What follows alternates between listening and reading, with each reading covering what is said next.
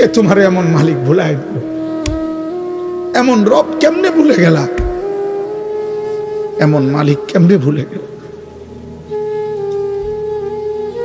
আলাম নাজালিল আরদা মিহাদা ওয়াল জিবালা আওতাদা ওয়া খালাকনাকুম আজওয়াজা ওয়া জাআলনা নাওমাকুম সুবাতা ওয়া জাআলনাল লাইলা লিবাসা ওয়া জাআলনান নাহারা মাশা। আল্লাহ বলে, বলো না বান্দা, পায়ের নিচের এই জমিন আমি কি তোমার জন্য বিছায়া দেই নাই? আমি কি পাহাড়গুলো তোমার জন্য পেরেগের মতো বসায়া দেই নাই? আমি কি তোমাদেরকে জোড়ায় জোড়ায় নারী পুরুষে সৃষ্টি করি নাই? দুই চোখের ঘুম কি আমি দেই নাই? আলোকিত পৃথিবীটাকে অন্ধকারের কালো চাদর দিয়ে আমি কি রাত্রি বানিয়ে দেই নাই? আবার অন্ধকারের চাদর ভেদ করে একটি আলোকিত ভোর, একটি দিনের আলো আমি কি এনে দেই নাই? মাথার উপরে 7টা আসমান আমি আল্লাহ কি বানাই নাই? একটা সূর্য কি আমি উঠাই নাই? আসমান থেকে অঝোর ধারায় বৃষ্টি আমি আল্লাহ কি নামাই নাই? জমিন থেকে উৎপন্ন ফুল ফসল আমি কি তোমার জন্য বের করি নাই? এত কিছুর বিনিময়ে বান্দা আমি বুঝি একটা সেজদাও পাবো না? আজ ঘরে যাইও না আব্বা। এই ছেলেরা যে কয়জন এখানে বসছো, নামাজ পড়ো নাই, ঘরে যাইও না, ঘরে যাইও না। মসজিদে যাইও, মসজিদে মালিকের সেজদা দিয়ে যাইও। বেনামাজি যদি ঘুমায় যাইয়া ঘুম যদি আর না ভাঙ্গে, রাত যদি আর ভোর না হয়, এই পৃথিবীর বাস্তবতা এটা। এজন্য আমি অনুরোধ করলাম, আল্লাহ বলেন, বান্দা সব তো আমার প্রশংসা করবা না কেন? রব্বিল আলামিন, আমি তো জগৎ সমূহের পালন কর্তা। আমি শুধু সৃষ্টিকর্তা না যে বানাইয়া ছেড়ে দিছি। কোম্পানি আর জানে না তার মাল কোথায় গেছে। দুনিয়ার কোম্পানি তো এমন হয় যে কোম্পানি বানাইয়া ছেড়ে দিছে, বাজারজাত করে দিছে, প্রোডাক্ট করে, এখন আর কোম্পানি জানে না তার মাল কোথায়। রব বলেন, না, আমি এমন মালিক না, আমি রব। আমার বান্দা কখন কোথায় আছে, কি লাগবে, কখন কি, অস্তিত্বের প্রথম সেকেন্ড থেকে পূর্ণতার শেষ পর্যন্ত আমি আল্লাহ। যখন যা লাগবে, যখন যা লাগবে, ও বলুক বা না বলুক, ও সেজদা দেখ বা না দেখ, ও গোলামি করুক বা না করুক, ও ইমানদার হোক আর বেঈমান হোক, আমি না রব?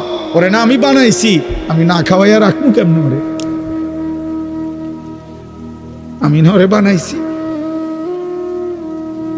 এই জন্য আমার বান্দা আমি সৃষ্টি করে ছেড়ে দেই নাই।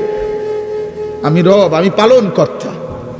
প্রতি সেকেন্ড আমি খাওয়াই, প্রতি মুহূর্ত আমি পড়াই, প্রতিটা নিঃশ্বাস আমি নিতে দেই, হার্টের প্রতিটা স্পন্দন আমার অনুমতিতে চলে। হৃদয়ের টিকটিক ঘড়ির টিকটিক না, হৃদয়ের টিকটিক এটা রবের ইশারায়। চোখের পলক রবের ইশারা নাকি? রব্বিল আলামিন, রব তিনি। তাবলীগু শাইই ইলা কামালিহি শাইআন ফাশাইআন। রব বলে কাকে? যিনি অনস্তিত্ব থেকে অস্তিত্বে এনে অস্তিত্বের প্রথম মুহূর্ত থেকে পূর্ণতার শেষ পর্যন্ত তিনি লালন করেন, পালন করেন, যতন করেন, আদর করেন, সব প্রয়োজন পূরণ করেন, তাকে বলে রব। আমরা পৃথিবীতে ছিলাম না, আমাদেরকে অস্তিত্বে আনছে কে? বলে না কে? আল্লাহ আমাদেরকে মায়ের পেট থেকে সৃষ্টির পরে আল্লাহ আমাদের দায়িত্ব নিছে কোন বছর থেকে? 4 বছর থেকে। বলো না বাবা, আব্বা বলো, 2 বছর বয়স থেকে। কখন থেকে? প্রথম সেকেন্ড থেকে, অস্তিত্বের প্রথম সেকেন্ডেই। অথবা অস্তিত্ব ছিলাম না যখন, মাটির অস্তিত্বে আমাদের অস্তিত্ব ছিল, মাটির মধ্যে প্রাণের অস্তিত্ব আছে। আল্লাহ বলছে আমি মাটি থেকে মানুষকে সৃষ্টি করেছি, অতএব মাটির মধ্যে প্রাণের অস্তিত্ব আছে। সেটা কোথায়, কার, কোনখানে কেউ জানে না, রব বলে আমি জানি। বাবার বীর্যে প্রাণের অস্তিত্ব আছে, রব বলে বাবা জানে না তার কোন দিনকার বীর্যে তোমার অস্তিত্ব ছিল। আল্লাহ বলেন আমি জানি, আমি জানি, আমি জানি কোন দিন মায়ের রেহেমে পৌঁছাবো, সে তো আমি জানি। 9 মাস মায়ের অন্ধকার গর্ভে আমি আল্লাহ নিজ হাতে কাজ করছি। বান্দা তুমি জানো আমি চোখ লাগাইছি, আমি কান লাগাইছি, আমি হাত লাগাইছি, আমি পাও লাগাইছি। তোমার মারে নয়তো জিজ্ঞাসা করো, মা আমার চোখ লাগাইছে যেদিন, সেদিন আপনারে জিজ্ঞাইছিল নি মা তোমার সন্তানের চোখ কোথায় লাগাবো? আল্লাহ বলছে না মা তুমি ঘুমাও, তোমার ছেলে আমি ঠিক করে দিচ্ছি। আল্লাহ বলছে বাপ তুমি ঘুমাও, তোমার 9 মাস পরে আমি তোমারে বুঝাই দেব, পরে আমি রেডি করছি। সুবহানাল্লাহ, সুবহান। এমন মালিককে তো এমনি মনে হইলে মাঝে মধ্যে সেজদা দেওয়া উচিত। হাই মালিক আপনি করলেনটা কি? এমনিতে তো সেজদা দেওয়া উচিত। আল্লাহ রব্বিল আলামিন, তিনি রব। তাইলে আল্লাহ আমাদেরকে প্রথম অস্তিত্বের আগেও তিনি আমাদের রব, অস্তিত্বের পরেও তিনি আমাদের রব। আচ্ছা আল্লাহ আমাদের দায়িত্ব ছেড়ে দেয় কত সালে, কত বছরে? 40 বছরে, 60 বছর? কখনোই, কখনোই না। এই জন্য আল্লাহ রব, আল্লাহ রব। আল্লাহ এবার বলেন আমি শেষ করছি। আল্লাহ বলে বান্দা যদি বলো এত বড় সৃষ্টি আমি কেন চালাচ্ছি, কেন লালন পালন করছি, কেন? আল্লাহ বলে কেউ আমারে বাধ্য করে নাই, কেউ আমারে জোর করে নাই, কেউ আমার উপরে চাপিয়ে দেয় নাই। আর রহমানির রহিম, আমি ভীষণ দয়ালু, আমি পরম করুণাময়, আমি অসীম দয়ালু, অসীম দয়ালু। আমার রহমতের কারণে, আমার দয়ার কারণে, আমার মায়ার কারণে গোটা সংসার আমি একাই চালাচ্ছি। অনুগত অবাধ্য সকলকে। এখন হইল আল্লাহ তাআলা বলেন আমি দয়ার কারণে, মায়ার কারণে গোটা সৃষ্টি পরিচালনা করছি। অনুগত অবাধ্য মানুক বা না মানুক সকলকে, সকলকে। এখন আল্লাহকে যদি কেউ কেউ প্রশ্ন করে, আল্লাহ আচ্ছা তাইলে তো একটা বুঝ পাইলাম আপনি মনে রাগ করেন না, কারণ মানলেও খাওয়ান, না মানলেও খাওয়ান, সেজদা দিলেও খাওয়ান, সেজদা না দিলেও খাওয়ান, মনে এই রঙ্গেই চলবো মনে হয়। আল্লাহ কয় না, আরেকটা আয়াত রয়েছে তো, মালিকি ইয়াউমিদ্দিন, আমি বিচার দিবসের মালিক। আমি আদর করতে যেমন জানি, আমি শাস্তি দিতেও জানি। বাদশাহ শুধু আদর করে না, বাদশাহ শাস্তিও দেয়। কি? অতএব মালিকি ইয়াউমিদ্দিন, আল্লাহ বলেন আমি বিচার দিবসের মালিক। অর্থাৎ আজ আমি যা দিলাম, আগামী দিন আখিরাতে আমি তার সব কিছুর হিসাব নেব। একটা জাররা জাররা, বিন্দু বিন্দু, একটা নিঃশ্বাস, চোখের একটা পলক, খাবারের একটা লোকমা, পানির এক ঢোক আমার দেওয়া, আমি আবার হিসাব নেব। এই কথাটা ভারসাম্য সূরা ফাতিহার মধ্যে আল্লাহ শিখাইছেন। বান্দা আমার দয়া দেখে আবার আমারে দুর্বল ভাইব না। আমি মালিক, আমি বাদশাহ, আমি রাজাধিরাজ, আমি জব্বার, আমি কাহ্হার। আমার দয়া মায়া দেখে কি করো না, তুমি আমার নাফরমানি করো না, আমি আখিরাতে হিসাব। তাইলে কথা কি দাঁড়াইলো? আল্লাহ আমাদেরকে সব দিছেন দুনিয়াতে, আবার আল্লাহ সব কিছুর কি নিবেন? কথা বলেন না। নবীজি বলছেন ওমর, একদিন ওমর রাদিয়াল্লাহু তাআলা 3 দিন ক্ষুধার্ত থেকে 2টা খেজুর আর 1 ঢোক পানি পান করছে। 3 দিনের ক্ষুধার্ত থাকার পর নবীজি বললেন ওয়াল্লাহি লা তুসআলু আন হাযান নাঈম, ওমর এই 2টা খেজুর আর 1 ঢোক পানির হিসাবও আখিরাতে আল্লাহর কাছে দিতে হবে। এজন্য আল্লাহ তাআলা এটা ব্যালেন্স করে দিছে, বান্দা আজ দুনিয়া ভোগ করো, আগামী দিন আখিরাতে হিসাব দিও। আজকে দুনিয়া কি করো বলে না, নাও দিলাম, কিন্তু আগামী দিন আখেরাতে কি দিতে হবে? এবার অতএব যদি এটা বুঝে থাকো বান্দা, অতএব শেষ কথা হলো ইয়্যাকা না'বুদু ওয়া ইয়্যাকা নাস্তাঈন। আমি আজকে যে দেরি করে আসছি, আমাদের এই যিনি মাদ্রাসার মুহতামিম মাওলানা আবুল কাসেম সাহেব, উনি পুরা সিদ্ধান্তই নিছে যে এমন বক্তা আর দাওয়াত দিত না। এটা ওনার ফায়সালা, ওনার এটা বুঝাইয়া গেছে। এই জন্য আজকে একটু বাড়াইয়া ওয়াজ করে দিলাম, আর যদি সুযোগ না পাই। তো এই জন্য বললাম ইয়্যাকা না'বুদু ওয়া ইয়্যাকা নাস্তাঈন। এই শেষ কথা হলো আল্লাহ বলে, বান্দা তুমি যদি এটা বুঝে থাকো যে আজ দুনিয়ায় আমি সব দিলাম, আগামী দিন আখেরাতে আমি সব হিসাব নেব, অতএব ডান বাম না কইরা, এদিক সেদিক না কইরা, নাফরমানি না করে তুমি বরং নিশ্চিন্তে বলে দাও ইয়্যাকা না'বুদু, আল্লাহ আপনি দিলেন সব, আবার আপনি সব নিবেন হিসাব। তাইলে এদিক সেদিক না করে আমি নিশ্চিন্তে বলতেছি আল্লাহ আমি আপনার গোলামি করব। ইয়্যাকা না'বুদু, আপনার গোলামি করব। খুদা এদিক সেদিক যাইয়া লাভ নাই। এখন দিছেন, পরে তো আবার কোনি দিবেন, তার চাইতে ভালো আপনার কথাতেই থাকে। তবে ওয়া ইয়্যাকা নাস্তাঈন, আল্লাহ একটা শুধু আপনার কাছে চাওয়া যে আমি দুর্বল, আমি অসহায়, আমি আপনার বান্দা, আপনি আমার মালিক, অতএব আমি আপনার কাছে সাহায্য প্রার্থনা করি, আপনি আমারে সাহায্য করেন।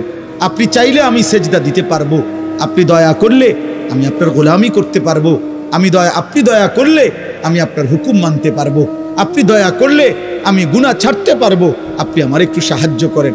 খোদার কসম, হাদিসে আছে, নবীজি বলছেন, আল্লাহ বলছেন হাদিসে কুদসি সূরা ফাতিহার জবাবে, বান্দা যদি দিল থেকে সূরা ফাতিহা বলতে পারে, ইখলাসের সাথে সূরা ফাতিহা পড়ে, মনোযোগ দিয়ে সূরা ফাতিহা পড়ে, বাস্তবিক অর্থে চাওয়ার নিয়তে সূরা ফাতিহা পড়ে, আল্লাহর কসম আল্লাহ নিজে ওয়াদা দিছে, ওয়ালি আবদি মা সাআলা, আমি আল্লাহ ওয়াদা দিলাম সূরা ফাতিহার মাধ্যমে আমার বান্দা যা চাইছে আমি শতভাগ তাকে দেব, আমি দেব। যা বান্দা, যা বান্দা, তুমি যেহেতু বলছো আমার গোলামি করবা, আমি সাহায্য করব। আল্লাহ আমাদের প্রত্যেককে তৌফিক দান করেন, আল্লাহ আমাদের সকলকে কবুল করে নেন। প্রিয় নওজোয়ান ভাই, নিয়ত করো না ইনশাআল্লাহ নামাজ পড়বা, বলো না ইনশাআল্লাহ, দিল থেকে তোমার নিয়ত তুমি করো। তোমার মালিক তোমার, আমার মালিক আমার, আমার মালিক আমার। অন্তরের আয়না, অন্তর তাই সংগ্রহ করে যা চোখে দেখে।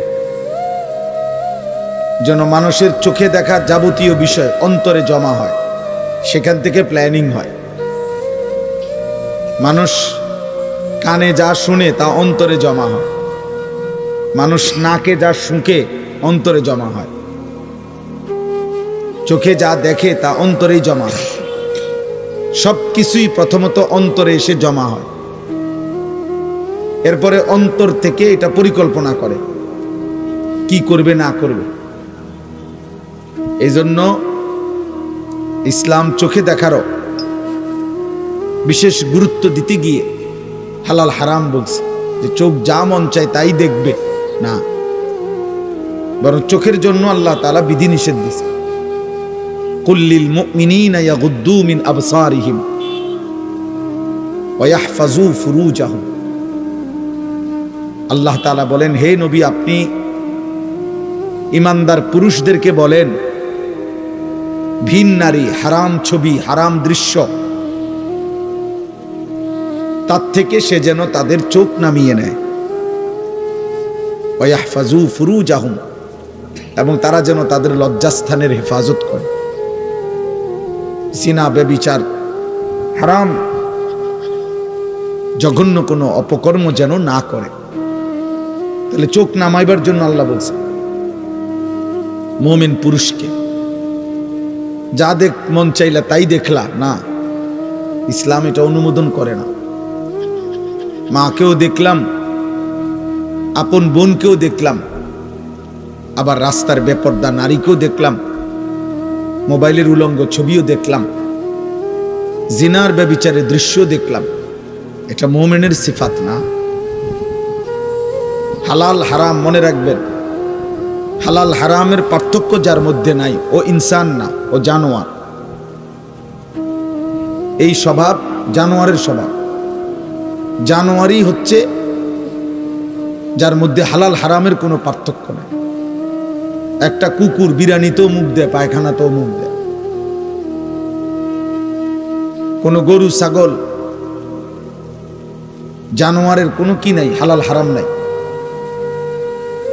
ইনসান বলে তাকে যার মধ্যে ভালো মন্দ, আলো অন্ধকারের পার্থক্য থাকবে।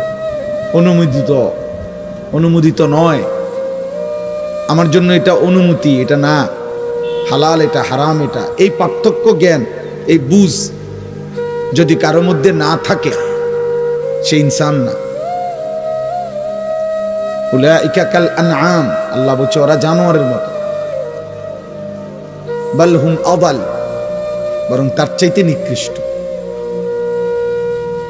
এই জন্য দোস্ত, চোখের কথা বলতে গিয়ে এটা বলছি, আল্লাহ তাআলা বিধি নিষেধ দিয়েছেন, বিধি নিষেধ। নবী সাল্লাল্লাহু আলাইহি ওয়াসাল্লাম বলছেন, মান নাযারা ইলা মাহাসিনি ইমরাআতিন আজনাবিয়্যা সুব্বা ফি আইনাইহিল আনিক ইয়াউমাল কিয়ামা। নাউযুবিল্লাহ। নবীজি বলেন,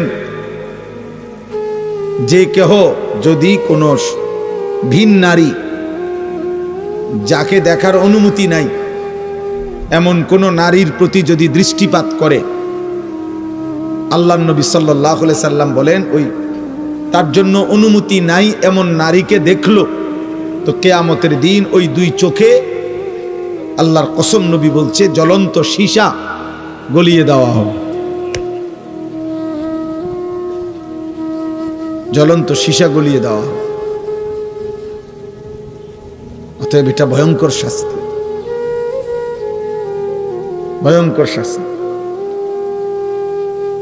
আল্লাহ তাআলা কোরআনুল কারীমের মধ্যে বলছেন, যে তার মনের ইচ্ছা মতো চলে আল্লাহ তাকে কতগুলো শাস্তি দেয়। এর মধ্যে একটা শাস্তি হলো ওয়াজআলা আলা বাসারিহি গিশাওয়া, আল্লাহ তাআলা তার চোখের সামনে পর্দা ফেলে দেয়, ফলে ওই নাফরমানার হালাল হারামের পার্থক্য বোঝে না, হালাল হারামের পার্থক্য বোঝে না। এটা পাপের শাস্তি, এটা মনের ইচ্ছা মতো চলার শাস্তি। আফরাআইতা মান ইত্তাখাযা ইলাহাহু হাওয়াহু ওয়া আদাল্লাহু আল্লাহু আলা ইলমিন ওয়া খাতামা আলা সামইহি ওয়া কলবিহি ওয়া জাআলা আলা বাসারিহি গিশাওয়া। এখানে দেশ বিখ্যাত হাফেজ কোরআনরা বসে আছে পিছনে, আপনারা জানেন না, যিনি এতক্ষণ বয়ান করছেন এখন উনি নিচে বসে গেছেন। আল্লাহ ওনারে বরকত দান করে। আমার প্রিয় ভাই মাওলানা আব্দুল কাদের ইসলাহি, আল্লাহ ইলমে আমলে বরকত দান করে। তো ভাই বলতেছিলাম যে এটা নজর সাংঘাতিক, নজর সাংঘাতিক, নজর সাংঘাতিক। নজরে আউলিয়া হয়, নজরে বরবাদ হয়, নজরে বরবাদ হয়। রাসূলুল্লাহ সাল্লাল্লাহু আলাইহি ওয়াসাল্লাম আলী রাদিয়াল্লাহু তাআলা আনহুকে বলছেন, ইয়া আলী লা তুতবিইন নাজরাতান নাজরা, হে আলী, কোন হারাম দৃশ্য, হারাম নারী, ভিন নারীর প্রতি প্রথম দৃষ্টি যদি চোখের পড়ে যায় তাহলে দ্বিতীয়বার ওই দৃষ্টি ফিরাইয়া দিও না, দেখো না। ফাইন্না লাকাল উলা ওয়া লাইসাত লাকাল আখিরা, কেননা হঠাৎ প্রথম দৃষ্টি সেটা আল্লাহ মাফ করে দিবে, কিন্তু দ্বিতীয়টা নয়। হযরত জারির ইবনে আব্দুল্লাহ বাজালি রাদিয়াল্লাহু তাআলা আনহু, উনি নবীজিকে জিজ্ঞেস করছেন, সাআলতু রাসূলুল্লাহ আন নাজরিল ফুজআ অথবা ফাজাআ, ইয়া রাসূলুল্লাহ, হঠাৎ যদি কোনো নারীর প্রতি নজর পড়ে যায় আমি কি করব? আল্লাহর নবী সাল্লাল্লাহু আলাইহি সাল্লাম বলেন, ইসরিফ বাসারাক, তৎক্ষণাৎ চোখ ফিরিয়ে নাও, চোখ ফিরিয়ে নাও। রাসূলুল্লাহ সাল্লাল্লাহু আলাইহি সাল্লাম বলছেন, এটা হাদিস। রাসূলুল্লাহ সাল্লাল্লাহু আলাইহি সাল্লামের একজন চাচাতো ভাই ফজল ইবনে আব্বাস রাদিয়াল্লাহু তাআলা আনহু, ফজল ইবনে আব্বাস, আব্দুল্লাহ ইবনে আব্বাসের ভাই, নবীজির আপন চাচাতো ভাই।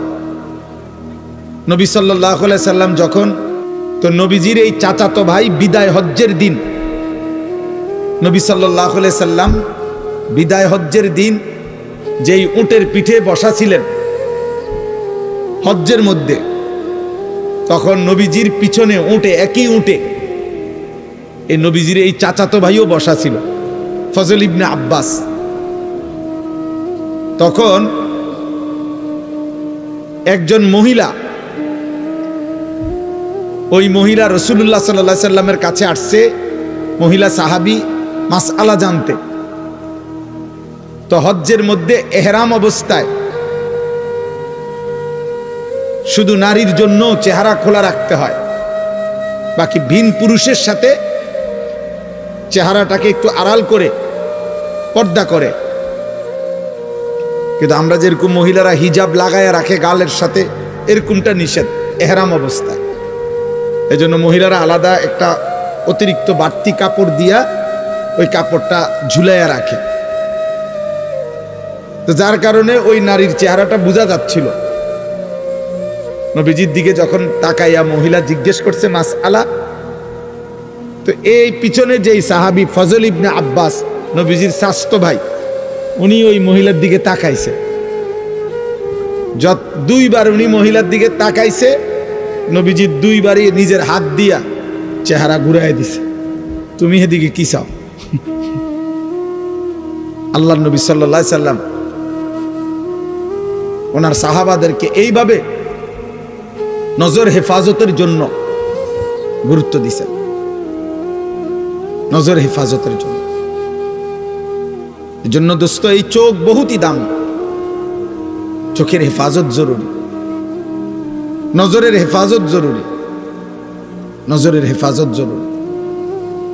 আজকে বেঈমান দুশমন আমাদের নতুন প্রজন্মের হাতে চোখের খেয়ানত করে দিছে।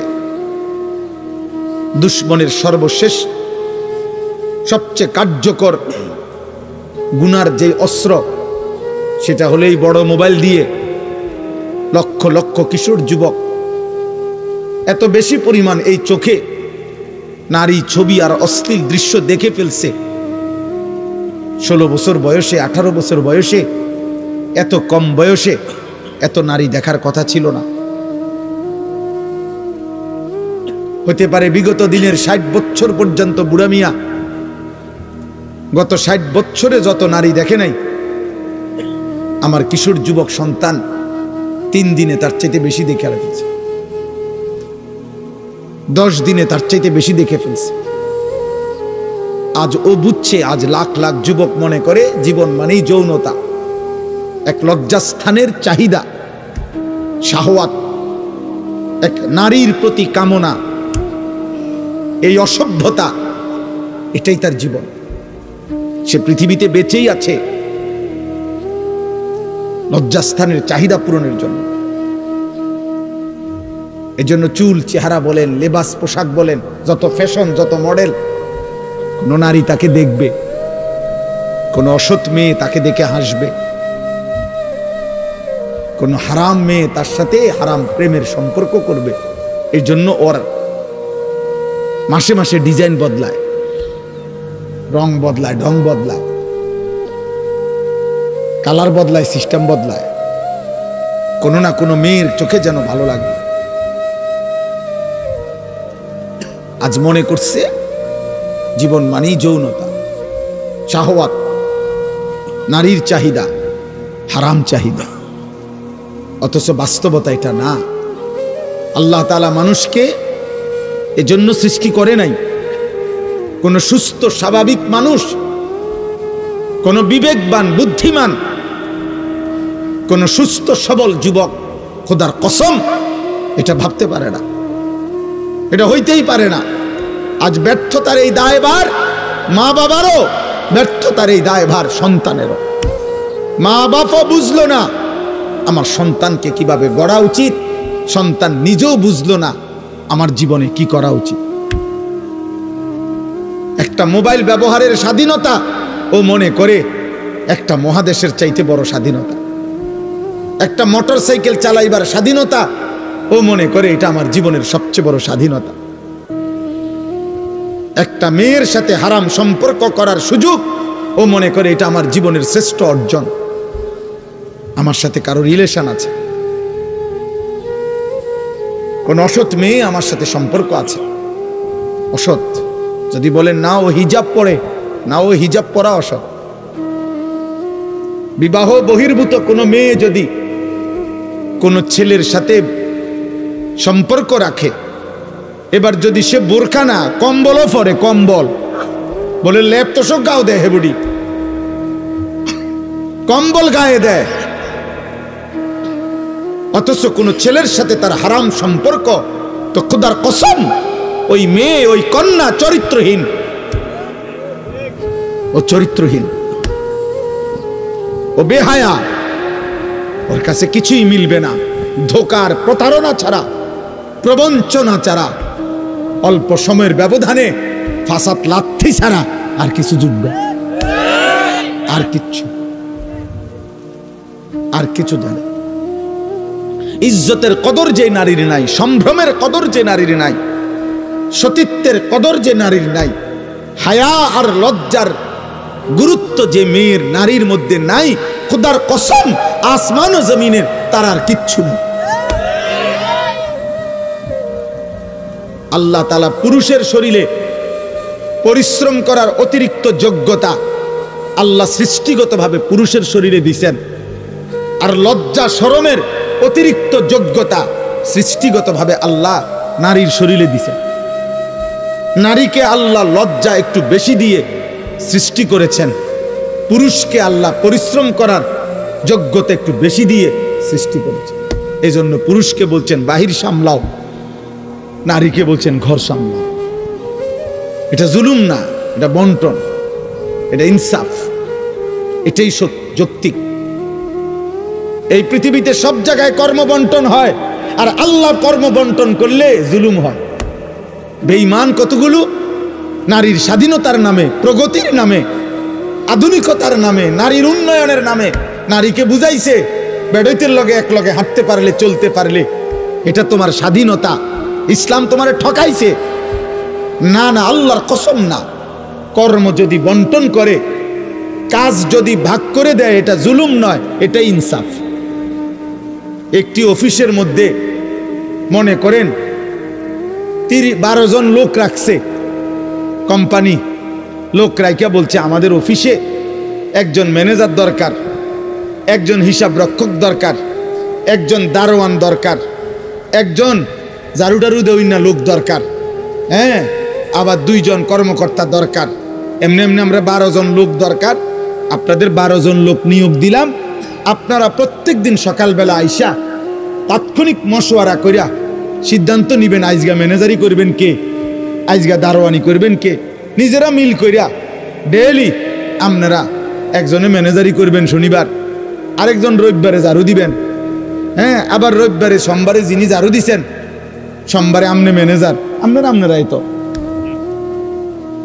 আপনারা মিল করে নিয়েন। এই কোম্পানি চলবো তো, লাল বাতি জ্বলতে বেশিক্ষণ লাগবে না তো। তাইলে এখানে কি কোনো কর্ম বন্টন করতে হবে? এই 12 জনের মধ্যে কাজ ভাগ করে দিতে হবে না? কথা বলে না কেন? এই অফিসের কাজ ভাগ করতে হবে না?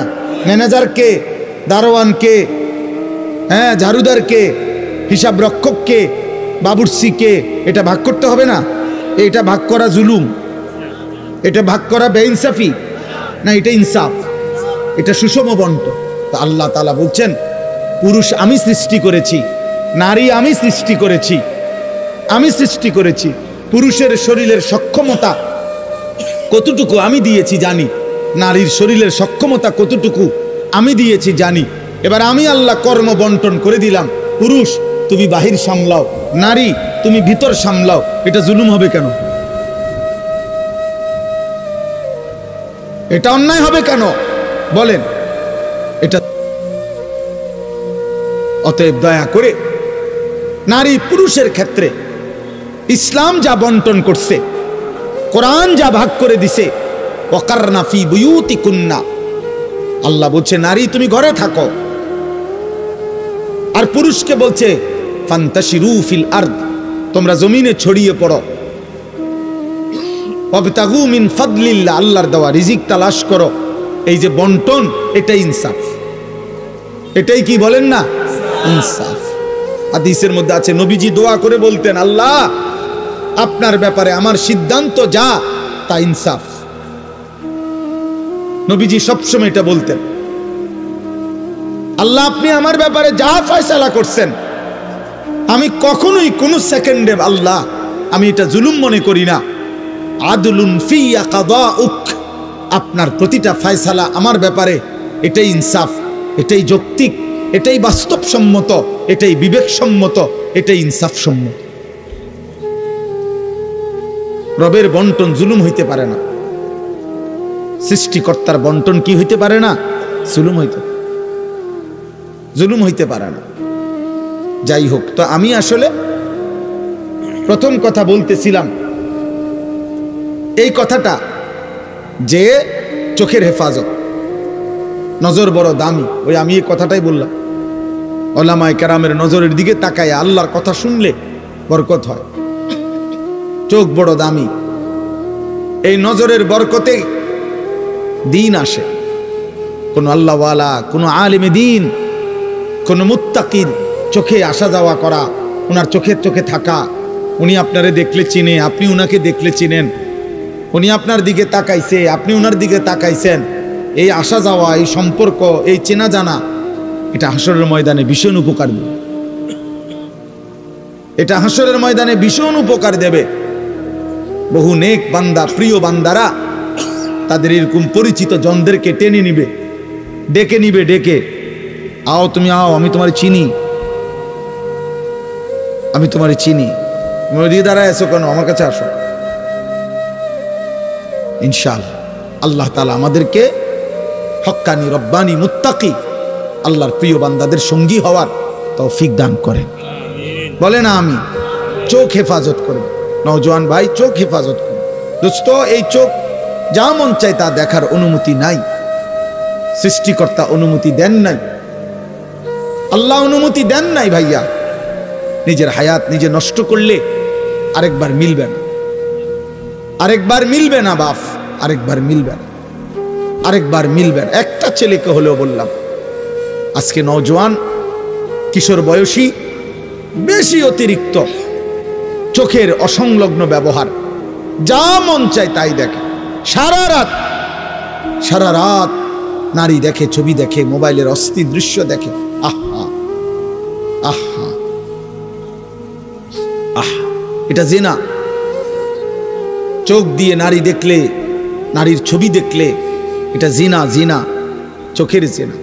জিনাল আইনে আন নজরু, নবীজি বলছে চোখের জিনা, হারাম নারী দেখা, হারাম ছবি দেখা, হারাম দৃশ্য দেখা, এটা জিনা।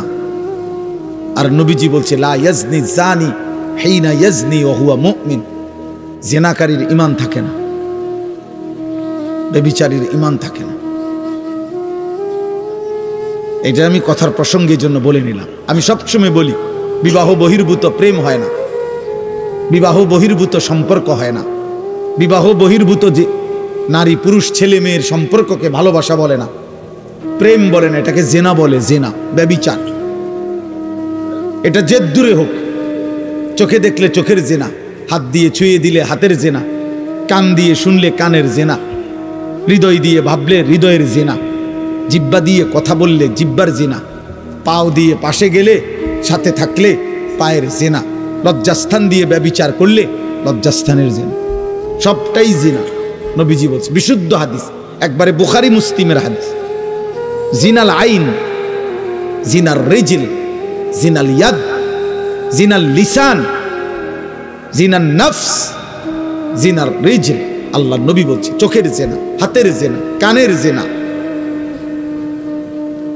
জবানের জেনা, কলিজার অন্তরের জিনা, লজ্জাস্থানের জিনা, জিনাল ফারজ। আমরা প্রত্যেকে এটা বাঁচা দরকার। রাত গভীরে আমি আমার এই প্রথম কথা বললাম, চোখ হেফাজত করেন, চোখ হেফাজত করেন, নজর হেফাজত করেন। আল্লাহ বলছে ওয়াকুল্লিল মুমিনাত ইয়াগদুদনা মিন আবসারিহিন্না, হে নবী ইমানদার নারীদেরকে বলেন ওরা যেন ওদের চোখ নামায় ফেলে। ওয়া ইয়াহফাজনা ফুরুজাহুন্না, ওরা যেন ওদের লজ্জাস্থানের হেফাজত করে। প্রথম বললেন পুরুষকে বলেন, হে নবী আপনার ইমানদার উম্মতকে পুরুষদেরকে বলেন চোখ নামা। আবার সাথে সাথে বললেন ইমানদার নারীদেরকে বলেন তারা যেন চোখ নামা। দুই চোখ যেন চোখাচোখি না হয়, চোখাচোখি যেন না হয়।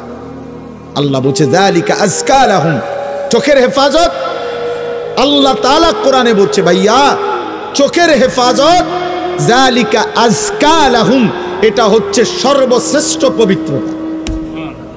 আজকা ইসমে তাফদিল, আরবিতে আধিক্যবোধক শব্দ, আধিক্য বুঝায় আজকা।